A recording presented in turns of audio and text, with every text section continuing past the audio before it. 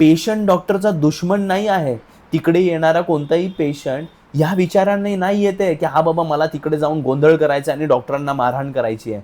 शास्त्रीनगर हॉस्पिटलमध्ये डॉक्टरांवरती जी मारहाण झाली ती अत्यंत चुकीची होती. अशा प्रकारच्या कोणत्याही हिंसेचा मी जाहीर निषेध करतो. पण आज आपण या घटनेची दुसरी बाजू समजून घेण्याचा प्रयत्न करूया. कल्पना करा, एक नवरा आपल्या गरोदर बायकोला घेऊन गव्हर्नमेंट हॉस्पिटलला जातो. तपासणी केल्यावर नंतर डॉक्टरांना कळतं की बाळाच्या गळ्याच्या भोवती नाळ अडकली आहे आणि डिलिव्हरी झाल्यावर कदाचित बाळाला NICU ची गरज लागेल. जे काही NICUचे बेड आहेत ते ऑक्युपाईड आहेत दुसऱ्या पेशंटसाठी, त्याच्यामुळे बेड अवेलेबल नाही आहे. त्यामुळे डॉक्टरांनी सल्ला दिला की बाबा त्यांनी पेशंटला सायनला घेऊन जावं. पण त्या नवऱ्याच्या खिशामध्ये फक्त 1000 ते 2000 रुपये असतील आणि प्रायव्हेट ॲम्ब्युलन्सने शास्त्रीनगर हॉस्पिटल ते सायन हॉस्पिटल जाण्याचा जवळपास खर्च 3,500 ते 4,000 रुपये आहे. तर त्याच क्षणी त्या माणसाची मानसिक अवस्था काय असेल बरं? एका बाजूला प्रचंड वेदनेमधून तळमळणारी बायको बेडवर झोपली आहे, दुसऱ्या बाजूला रिकामा खिसा, तिसऱ्या बाजूला प्रचंड पडणारा तो पाऊस आणि ज्या हॉस्पिटलमध्ये तो आहे त्या हॉस्पिटलमध्ये बेड कॅपॅसिटी नाहीये. तुम्ही विचार करून बघा, तुम्ही त्या जागी असाल तर तुम्ही काय कराल?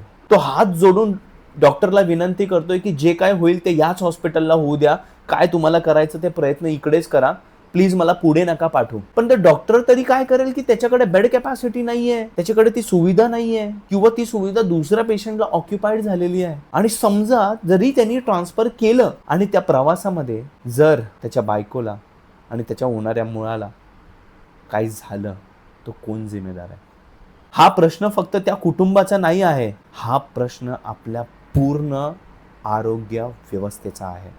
मित्रांनो, मी सुद्धा ठाणा सिव्हिल हॉस्पिटल आणि बदलापूर रूरल हॉस्पिटलला इंटर्नशिप पूर्ण केली आहे. गव्हर्नमेंट हॉस्पिटलच्या डॉक्टरांवरती जो ताण आहे आणि तिकडची खरी परिस्थिती काय आहे ती मी माझ्या नजरेने पाहिली आहे. मला खूप चांगलं माहीत आहे. एक डॉक्टर 200-200, 300 पेशंट बघतोय आणि फटीक होतोय, तो थकतोय. काय त्या डॉक्टरची मानसिक अवस्था असणार आहे? म्हणून माझी सिव्हिल सर्जन आणि आरोग्य विभागाच्या सर्व अधिकाऱ्यांना एक विनंती आहे की हा प्रश्न आपण कसा सोडवावा याच्यावरती विचार करणं खूप गरजेचं आहे.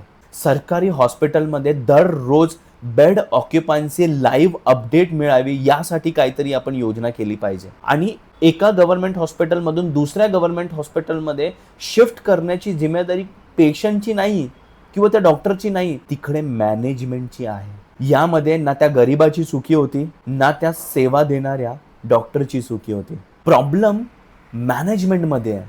ही मॅनेजमेंट जर आपण सुधारली तर हा प्रश्न सोडू शकतो.